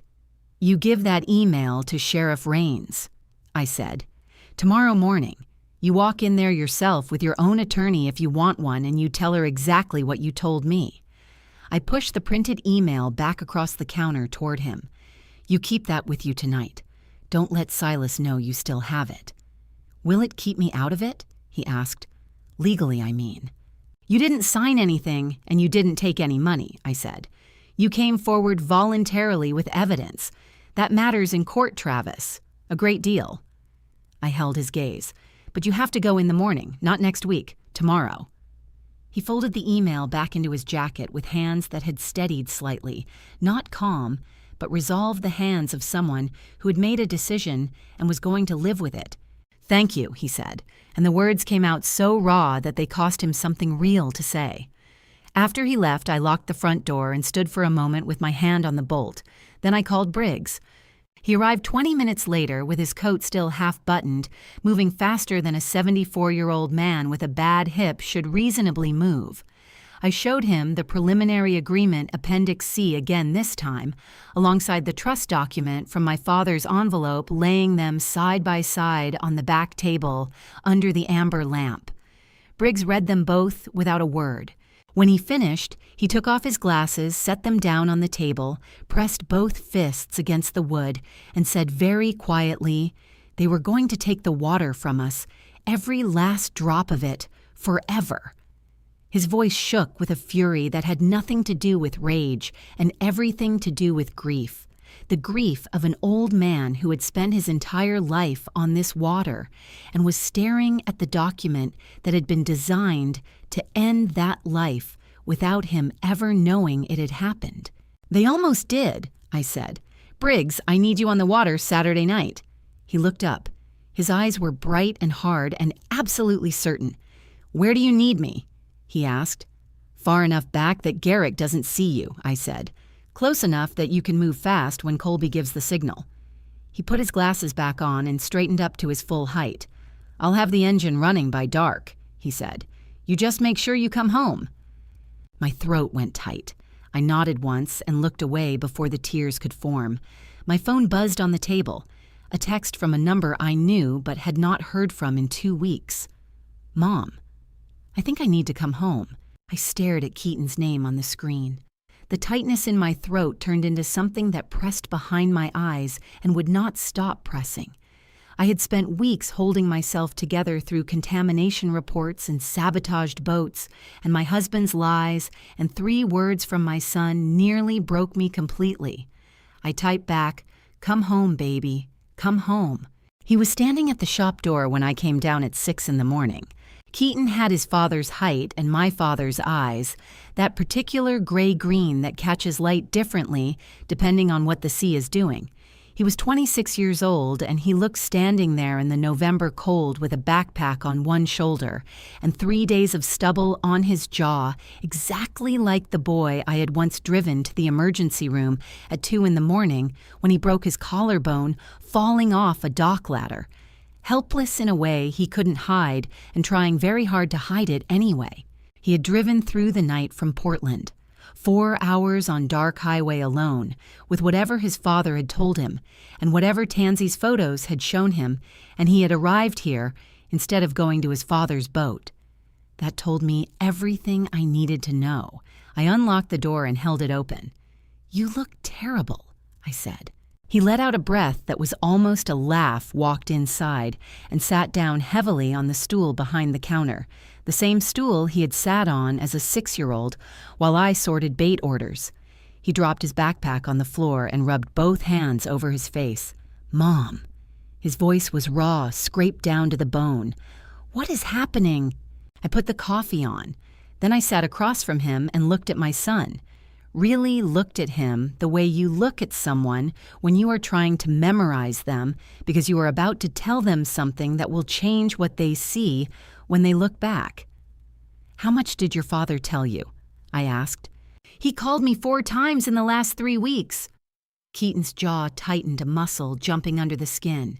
"He said you were under stress, that Marlo and Tansy were his exact words, filling your head with nonsense, that you were threatening to blow up the family over nothing and he needed me to stay away and let him handle it." He looked at me with eyes that were red at the corners, burning with something between exhaustion and shame. I believed him, Mom. I want you to know that I believed him, and I'm sorry. My chest ached with the particular complicated love of a mother watching her child be honest about something that cost him. He's very good at being believed, I said gently. He's had a lot of practice. Tansy sent me photos. Keaton's voice dropped. Of him and that woman, and then she sent me something else, a report from someone named Finn about the boat. He stopped. His throat worked. The boat he asked you to go out on Saturday. I know, I said. Mom. He leaned forward and his voice cracked straight down the middle. He fixed it so you couldn't call for help. He switched out your life jacket. He stopped again, pressing the heel of his hand against his mouth for a moment, like he was physically holding something in. When he lowered his hand, his eyes were wet and furious and devastated all at once. How long have you known? Long enough, I said. Keaton, look at me. He looked up. I need you to hear this clearly. I held his gaze and kept my voice steady, even though my heart was hammering. You don't have to hate your father to stand by me. You just have to know the truth. He stared at me. Something in his face broke open, not dramatically, not with tears, but with the quiet, visible collapse of someone letting go of a version of their life they had been holding on to for too long. What do you need me to do? He asked. Saturday night, I need you to stay by your phone, I said. I need you to not ask me exactly what's happening out there, and I need you to trust that I know what I'm doing. His eyes narrowed. You're going on the boat? Yes. With him? Yes. He stood up abruptly, the stool scraping back, and walked 3 steps toward the window, and stopped there with his back to me, and both hands gripping the windowsill. His shoulders were rigid, his breathing audible, the body language of a man trying very hard to get control of something that was tearing through him. Keaton, I said, give me a second. His voice was tight and strained. Just give me 1 second. I waited. Outside, the first boats of the morning were starting their engines, the familiar diesel rumble carrying through the shop walls, the way it had my whole life. Keaton turned back around. His eyes were dry now, but the skin around them was tight, and his jaw was set with a determination that looked for the first time entirely his own. Not his father's, not mine, but something forged in this room in the last 5 minutes. You're not going alone, he said. I won't be alone, I told him. Briggs will be on the water. Colby Rains will be positioned offshore. Finn has the equipment ready. I paused. The one thing I cannot do is have you anywhere near that pier Saturday night. If Garrick sees you, it falls apart. He crossed his arms over his chest and looked at the ceiling for a moment. I hate this, he said. I want you to know that I absolutely hate this. I know. I stood up and walked around the counter toward him, and when I got close enough, he dropped his arms and let me pull him into a hug, the way I used to when he was small enough that I could wrap both arms all the way around him. He was too big for that, now had been for 20 years, but he bent toward me anyway, and I felt his whole body exhale. She's not worth it, he said, muffled into my shoulder. Whatever she promised him, it wasn't real. I know that too, I said. We stood there in the early morning quiet of my father's shop, surrounded by nets and rope and the smell of brine, and I held my son and thought about everything this family had been and everything it was about to become. Then I let go, stepped back, and handed him a coffee mug. Stay in town through Sunday, I said, and keep your phone on. He wrapped both hands around the mug and gave me a long, searching look. You're going to be okay, he said. It came out like he was trying to convince both of us. Yes, I said. I am. The fog was already thick when I woke at 4:30. I could tell before I even crossed to the window the particular quality of silence that settles over Grimhaven Cove when the Atlantic pushes a wall of cold air in from the east and the harbor lights disappear behind it. I stood at the window in the dark and looked at nothing just white and gray and the faint suggestion of shapes that might have been boats or might have been imagination. I thought, perfect. I dress slowly and with intention, the way you dress when every choice matters. Thermal underlayer, wool sweater, the old canvas jacket I had worn on the water for 15 years, the one that smelled like diesel and salt and every season I had ever worked through. Into the inside left pocket buttoned twice went the waterproof recorder, a small black device no bigger than a thumb drive issued to me by Colby 2 days ago, capable of recording 12 hours of clear audio and surviving submersion to 30 meters. Into the right pocket went the GPS transmitter, barely the size of a matchbox, already synced to the receiver on Briggs's boat, and to the unit in Colby's department vessel. I checked both devices twice. Finn had left everything aboard exactly as Rhett had left it on Colby's direct instruction. The damage intact the boat looking untouched, no sign that anyone had been below deck since midnight. Garrick would see nothing wrong until it was too late to matter. Then I sat down at the kitchen table with a cup of coffee and my father's notebook open in front of me, not reading it, just having it there. The last line he had written on the final page, "The sea doesn't lie, Maeve. But people do. That's why we always come back to the water." I had read that line 100 times in the past 6 weeks. That morning, for the first time, it felt less like a warning and more like a blessing. My phone buzzed. Tansy. "Everything's set here. Finn's with Briggs. Colby radioed at 4, she's in position. You don't have to do this, but if you do, you won't be alone." My eyes stung. I blinked hard and typed back, "I know. Thank you." Then Keaton phones on. "I'm awake. Come home." I stared at those 3 words until they blurred, pressed the back of my hand against my mouth for just a moment.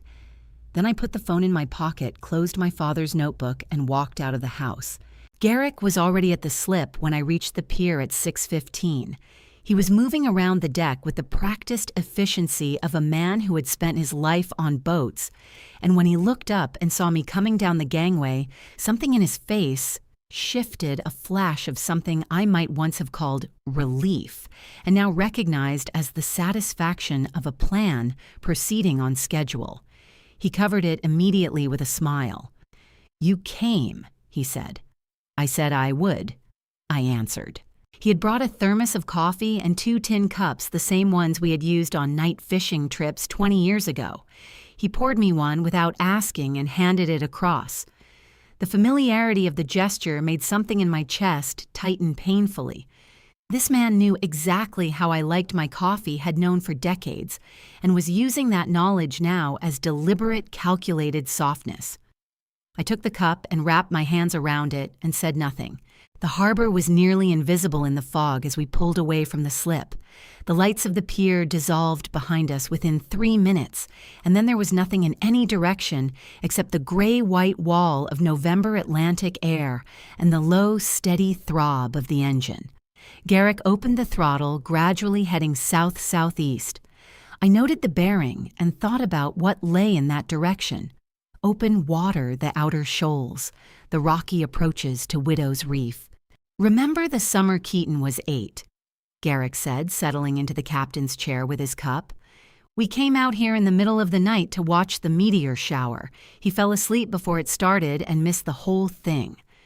The memory hit me like a physical thing, warm and real and agonizing. I remembered Keaton's small weight against my side, his breath evening out while we sat in the dark waiting for the sky to open up. I remembered laughing with Garrick about it, the 2 of us leaning against each other in the cold, and for one unguarded second, the grief of everything that was lost pressed so hard against my ribs that I nearly gasped. "He is using your own memories as a weapon," I told myself. "Stay in the present." "I remember," I said, keeping my voice soft and carefully distant. He was furious about it the next morning. Garrick smiled, and this smile was different from the calculated ones. This one was real, and that made it worse because it meant somewhere inside this man who had sabotaged a life jacket and hired someone to break a bilge pump, there was still the father who had sat in the dark with his son waiting for shooting stars. I looked away from him and watched the fog. He talked for 40 minutes. Stories from the early years, complaints about the fleet that sounded like confessions, half apologies that circled around the truth without landing on it. I listened and gave him just enough a nod here, a short answer there to keep him talking. The engine slowed. I looked at the compass.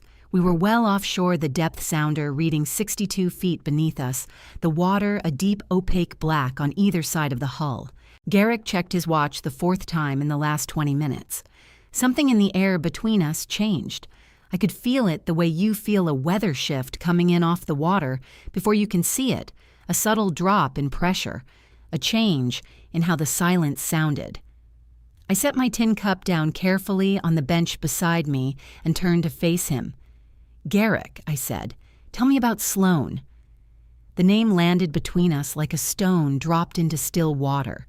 He looked at me across the deck of his boat with the fog pressing in from all sides and 62 feet of cold Atlantic water beneath us, and his face went through 3 expressions in the span of 2 seconds surprise calculation, and then something that looked almost like relief.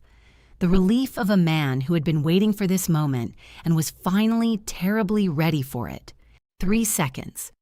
That was how long Garrick looked at me without speaking. 3 full seconds in which the fog pressed in around the boat and the engine idled low and the water made its quiet, indifferent sound against the hull. Then he said, "Where did you hear that name? Does it matter?" I kept my voice even. My right hand rested at my side 2 inches from the outside of my jacket pocket where the recorder was running. "She knows your name. She's been in this harbor for 6 weeks. I think we're past the point where you get to decide what I know and what I don't." Something crossed his face, a twitch of calculation quickly buried. He leaned back against the captain's chair and crossed his arms, the body language of a man buying time. "She's a business contact," he said. "For the resort project. I've been talking to her about the possibility of Garrick." I said his name quietly, without heat, without accusation, just the flat weight of a woman who was done being managed. "I was behind the cold storage on Black Pier 3 weeks ago. I heard what she said to you." The color left his face, not gradually, quickly, like a tide going out all at once. "Maeve, I heard her say my name." I continued, my voice still steady, even though my heart was slamming.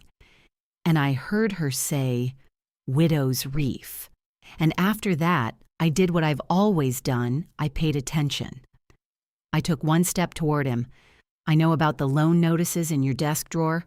I know about the fuel credit at Danny Holt's dock. I know the fleet has been running on borrowed time for 8 months. He pushed off the captain's chair and took 2 steps toward the rail, turning partly away from me, gripping the railing with both hands. His knuckles went white. The boat rocked gently in the offshore swell. "You went through my desk," he said, his voice dropping low and rough. "You left it unlocked," I said. "And yes, I did. You had no right." "I had every right." The steadiness in my voice cracked just slightly, just enough to be real. "I am your wife. I have been your wife for 28 years, and you have been drowning in debt for 8 months, and you said nothing to me. Nothing. You just..." I stopped, breathed. "You just found someone who offered you a way out." He turned back to face me. His jaw was rigid, his eyes doing something complicated. Anger and guilt, and the particular ugly defensiveness of a man who has been cornered by the truth and is not ready to own it. "You don't understand what it's been like," he said. "The fleet is failing. The whole industry is changing. The margins are gone. I've been working 70-hour weeks trying to keep us afloat, and you've been in that shop living in 1985 like nothing out there ever changes. So you decided to sell Widow's Reef." I said it quietly and watched it land. He stopped. "You found out it was worth something," I said, "and you decided that was your way out, yours and hers. It's not like that. She called you the signing piece Garrick." My voice broke on the last 2 words, not from grief, but from the sheer exhaustion of having known this for weeks and waited to say it out loud. I was in the parking lot at the Sea Wind Lodge. I heard her on the phone with Harlan Voss. She said, The signing piece is cooperative. That's what you are to her, a means to get to me. His hands dropped from the railing. His face went through something I had never seen on it before. A slow, collapsing kind of shock. The expression of a man hearing something that realigns every assumption he has made about his own life. That's not...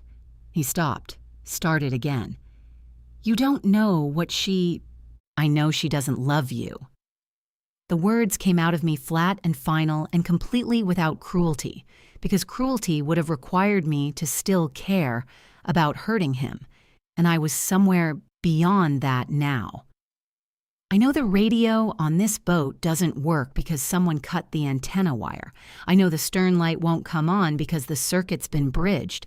I know the bilge pump will fail in about 2 hours at the rate it's been restricted. I watched his face. And I know Rhett Cutter was on this boat at midnight 3 days ago. Garrick's mouth opened. No sound came out. The life jackets, I said. The good ones. The ones rated for 50-degree water. They're gone. What's on the rack are 2 foam vests that would last 20 minutes before they waterlogged. I took another step toward him. My legs were steady beneath me. My voice was steady. Everything in me was steady and cold and precise. You planned this very carefully, or someone planned it for you and you let them. Maeve. His voice was barely above a whisper now. Maeve, I didn't mean for it to go this far. How far did you mean for it to go? I asked. The silence lasted 4 seconds. Then Garrick said with a kind of hollow, defeated rawness that sounded almost like grief, you were always the thing standing between me and a real life. Between me and getting out of this town, this debt, this everything. If you had just signed the papers, none of this... If I had signed the papers, I said very quietly, Harlan Voss would have owned Widow's Reef and every fishing right attached to it within 60 days. Every family on this waterfront would have lost their livelihood within a year. My father spent 12 years making sure that couldn't happen. I looked at him across 3 feet of boat deck and 28 years of marriage. And you were going to give it away to a woman who doesn't even know your middle name. Garrick flinched like I had struck him. He opened his mouth and then stopped, because behind him through the fog a light appeared. Not the harbor, not a buoy, a single steady beam low on the water coming from the south, the direction where, if you knew to look for it, a 74-year-old man in a 30-year-old trawler had been running dark for the past hour waiting. Garrick spun around. 2 seconds later, the radio on Colby's department vessel crackled to life, not through the broken radio on Garrick's boat, but through a handheld unit. Colby had switched to an open maritime frequency. Her voice came through clear and flat and absolutely final. Maeve Callahan, this is Sheriff Rains. Please step away from your wife and place your hands on the rail. Garrick stood on the deck of his boat in the middle of the November Atlantic fog on all sides, one light in front of him and his wife behind him, and he did not move for a long moment. Then his shoulders dropped, all at once, like a man whose strings had been cut. He walked to the rail and put his hands on it, and he did not look at me. I reached into my jacket pocket and pressed the stop button on the recorder. 12 hours of capacity. I had used 43 minutes. It was enough. The town meeting hall had not been this full since the nor'easter of 2019 flooded the lower harbor and half of Grimhaven Cove showed up to argue about the seawall funding. That night, every folding chair was taken. People stood 3 deep along the back wall. I recognized faces I had not seen in years, retired fishermen, the woman who ran the bait shop on the South Pier families who had worked this coastline for 3 and 4 generations. Marlo was in the second row with her hands folded in her lap and her chin lifted. Tansy sat next to her gripping a coffee cup she had not drunk from. Briggs was on the end of the front row, his cane propped against his knee, his face composed into the particular stillness of a man who has decided exactly what he thinks and is waiting for the rest of the world to catch up. Keaton sat beside Briggs.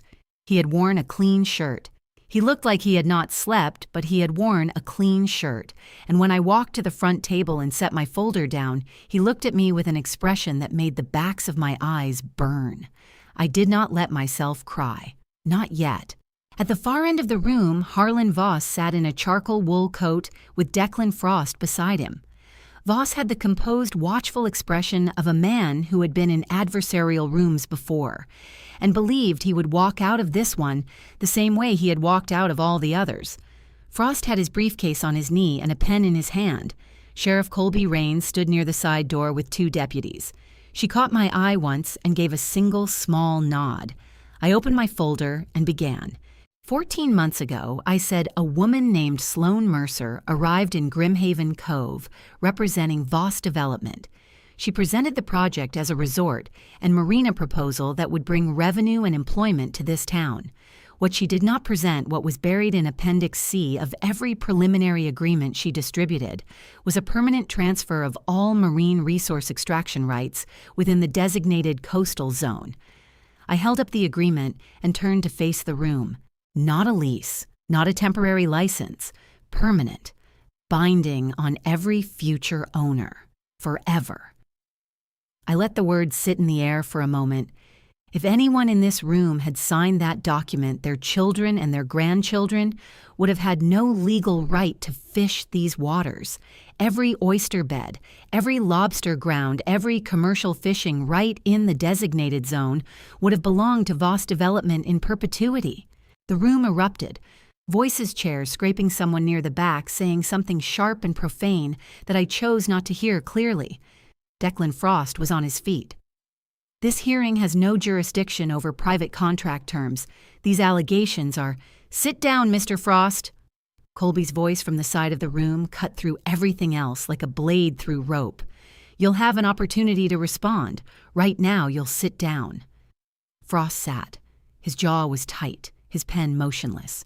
I continued. I laid out the evidence in order. First, Dr. Alara Wynn's water analysis, her preliminary findings of artificial chemical contamination in my oyster beds, signed and dated, attached to her professional credentials. Second, the email Travis Boone had delivered to Colby 4 days ago, Sloane's payment to Silas for the false inspection report, $2,000 cash confirmed in writing on Silas's own reply account. Third, Finn Daughtry's inspection report, radio navigation light bilge pump, life jackets detailed and specific and signed. At the life jacket section, I heard someone in the back of the room say, "Lord have mercy," in a voice that was barely above a breath. Fourth, I played 43 seconds of the audio recording. Garrick's voice came out of the small speaker I had set on the table, flattened slightly by the recording, but unmistakably, his "you" were always the thing standing between me and a real life. The room went so quiet I could hear the building settle. I turned off the recording. Then I picked up the trust document. My father, Maeve Callahan, registered this conservation trust with the state of Maine 14 years ago, I said. Widow's Reef has never been available for private acquisition. It belongs to a community trust, and I am the sole legal trustee. I looked directly at Declan Frost. Mr. Frost, your client's acquisition documents are not voidable. They are void. They were void from the day they were drafted because the property they describe was never available for transfer. Frost opened his mouth. His voice came out 2 notes higher than usual. The existence of a private trust does not automatically, page 4, paragraph 7. I set the document on the table and slid it toward him. I suggest you read it before you finish that sentence. He picked it up. He read. His face changed slowly, the color draining out of it in a gradual, terrible way, like watching something expensive break in slow motion. I looked at Harlan Voss. He had been still throughout, controlled, watchful, giving nothing away. But now, as Frost's expression collapsed, I watched Voss's eyes move to the document and then back to me, and I saw the exact moment he understood. He had built his career on acquiring what other people didn't know how to protect, and this town had protected itself 14 years before he ever set foot in it. His jaw tightened. That was all. Just the jaw. But it was enough.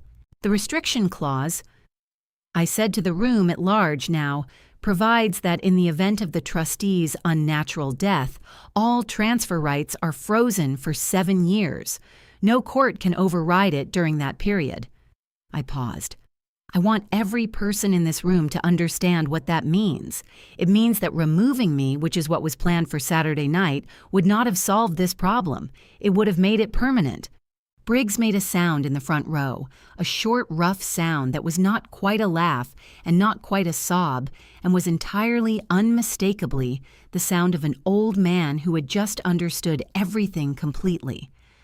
I looked at my father's words in the margin of my notes, the line I had copied from his last notebook entry. Don't let anyone put a price on what belongs to everyone. This hearing tonight, I said, is not about my marriage. It is not about what my husband did or didn't do, or what this company believed it was entitled to take. It is about one question. Does this town still belong to the people who built it? I closed my folder. My father believed it did. I'm here tonight because I believe he was right. I sat down. For 3 full seconds, the room was completely still. She had the federal arrest warrants in her jacket pocket. Travis Boone's printed email had been enough for the magistrate in Portland on Monday morning wire fraud conspiracy, tampering with commercial maritime safety equipment. 3 counts, 2 names. Then Colby stepped away from the wall, nodded to her deputies, and walked toward Harlan Voss and Declan Frost with the unhurried certainty of someone who had been waiting a long time to take exactly this walk. Across the room, Keaton stood up. He did not say anything. He just stood up and looked at me, and his eyes were wet, and his chin was high, and something in that image, my son standing in the town his grandfather had loved in the building where his great-grandmother had cast her first vote, pressed against the inside of my chest so hard I had to look down at my hands and breathe. Widow's Reef. Still ours. All of it. The shop opened at 7, same as always. Coffee first, the old drip machine my father had bought in 1998, and that I had replaced the carafe on 4 times, but never the machine itself. Then the front door, the price board, the inventory count. I ran every morning with a clipboard and a pen that always ran out of ink at the worst possible moment. The harbor sounds came through the walls, the way they always had engines' gulls, the particular clang of a mooring line against a metal cleat that I had been hearing my whole life and could now finally hear without anything dark underneath it. Tansy came in at 8:15 with 2 coffees and a paper bag of cinnamon rolls she said were from the bakery, but that I strongly suspected she had made herself at 5 in the morning, because that was the kind of person she was. She dropped into the stool across the counter, pushed 1 coffee toward me, and said, "Sloan got picked up at Portland Jetport on Thursday." I looked up from the clipboard. I heard. Federal agents. Tansy's eyes were bright. 2 of them. She had a carry-on and a one-way ticket to Miami. She pulled apart a cinnamon roll with visible satisfaction. Declan Frost's law license is under review by the Maine Board of Overseers. Silas Boone surrendered his cold storage operating license 2 days ago. Colby told me he's cooperating fully in exchange for reduced charges. She paused. Rhett Cutter pled out yesterday. Told everything he knew about who hired him and for how much. I set the clipboard down and wrapped both hands around the coffee mug. "And Harlan Voss?" I asked. Tansy's expression shifted into something more complicated. Not quite satisfaction, not quite sorrow. The look of someone delivering news that is just, but not clean. "Federal grand jury convened in Portland last week," she said. "His lawyers have already filed 3 motions. It'll take years, probably." She met my eyes. "But the project is dead. Every property agreement is void. Frost's office is locked and the sign is down." She reached across the counter and covered my hand with hers. "It's done, Maeve." My throat tightened. I nodded once and looked out the window toward the harbor where the morning boats were heading out in the thin December light, the same way they had headed out every morning for as long as anyone in this town could remember. "How's Briggs?" I asked. Tansy's face broke into a real smile, wide and warm and genuinely happy. "He and Finn are co-chairing the Widow's Reef Community Stewardship Council. Alara Wynn is writing the conservation management plan. They had their first meeting Tuesday night and apparently argued for 2 hours about oyster density regulations, and nobody wanted to go home. She laughed. Your father would have loved it. Something loosened in my chest, a knot that had been pulled tight for so long I had stopped feeling its shape. My eyes went hot and I blinked, twice hard. Yeah, I said. He would have. Keaton's birthday was a Tuesday. He showed up at the shop at 6 in the evening with a grocery bag and the particular expression of a man who has decided to cook dinner, despite having only moderate confidence in the outcome. I bought clams, he said, setting the bag on the back table. I know how to make chowder. I watched you make it approximately 400 times. I leaned against the counter and crossed my arms and looked at my son, this tall, tired, trying, very hard young man, and felt something so full it barely fit inside me. The secret is the butter, I said. More than you think is right. More butter. He pointed at me. Got it. We made the chowder together in the small kitchen behind the shop, the same kitchen where my father had eaten lunch every day for 30 years. Keaton burned the first batch of bacon, and we argued companionably about whether it counted as done or destroyed. He was wrong. The bacon was destroyed. But he laughed about it with the easy, unguarded laugh of someone who had been carrying something heavy for weeks and had recently set it down. When we sat down to eat at the back table with 2 bowls and a half-eaten loaf of sourdough between us, Keaton looked at the bowl for a moment and then looked at me. Mom, he said, are you okay? Actually okay, not the version you tell other people. My chest ached with love and with the specific private grief of a woman who had buried a 28-year marriage over the past 2 months and was still even now finding small reminders of it in unexpected places, a coffee mug with a chip she had always meant to replace a jacket on the hook by the door that was not hers. I'm getting there, I said honestly. Some mornings are harder than others. But the shop is still standing, and you're here, and the reef is protected. I picked up my spoon. That's enough for today. He nodded slowly. Then he reached into his jacket and set a small flat package on the table between us, wrapped in newspaper with a piece of twine around it. Happy birthday to me, he said. Open it. I raised an eyebrow. He grinned, and for a moment, for just one unguarded second, he looked so much like the 8-year-old who had fallen asleep waiting for shooting stars that my throat seized up completely. Inside the newspaper was a photograph printed on good paper framed simply in dark wood. It was the photograph from my father's crate, the one I had not looked at the night I opened it, the one I had put back without examining. Keaton had found it when I asked him to move the crate last week. It was my father and me on the dock sometime in the late 90s. He was laughing at something. I was 12 or 13, squinting into the sun, holding a fishing rod with both hands. Behind us, barely visible in the background, the water of Grimhaven Cove stretched out flat and silver all the way to the horizon. I pressed one hand over my mouth. The tears came anyway, not the hard, ugly kind from the shop floor 6 weeks ago, but the quiet kind, the kind that means something is healing rather than breaking. I sat at my father's table in my father's shop and cried softly while my son sat across from me and did not try to stop it or fix it, just stayed there with me the way a good person stays. Thank you, I said when I could. He'd have wanted you to have it, Keaton said.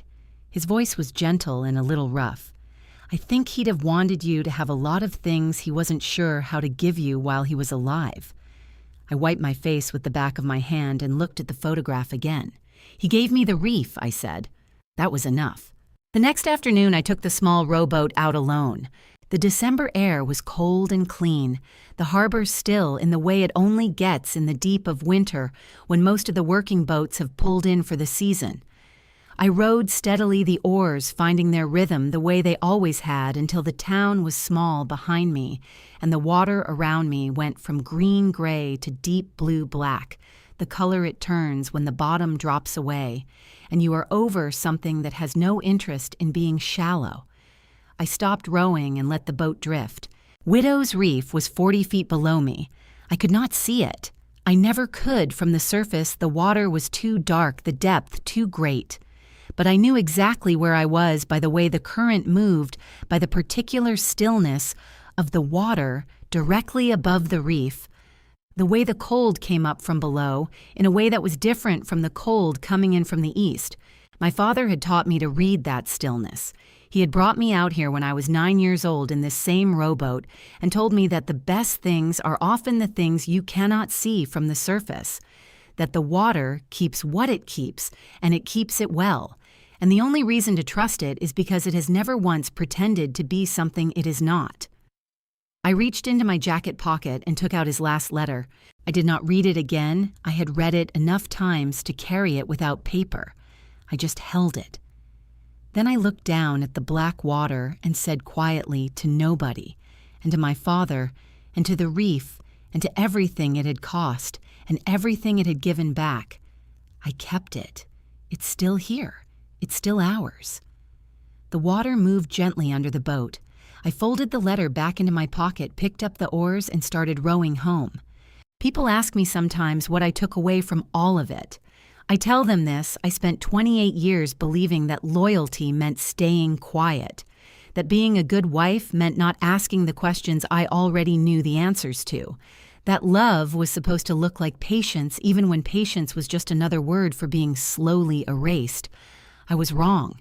If there is one thing I want you to hear from this true family story, from everything I have just told you, it is this: do not do what I did. Do not wait for the proof to be undeniable before you trust what you already feel in your bones. Do not let anyone, no matter how long you have loved them, convince you that your instincts are the problem. I am not a hero.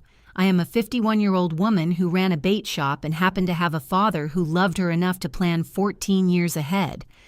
Most people do not get that kind of grace. But I believe, and I say this as someone who sat in a church with a priest and wept over a letter from a dead man, that God places the right people around us exactly when we need them. Marlowe, Briggs, Finn, Colby, Keaton, coming home. No one survives alone. That is not weakness. That is just the truth. Revenge-cheating stories like mine do not always end cleanly. Mine did not either. The grief is still there some mornings. But so is the reef, and so am I. If this story moved something in you, leave a comment below and tell me what you felt. Share it with someone who needs to hear it.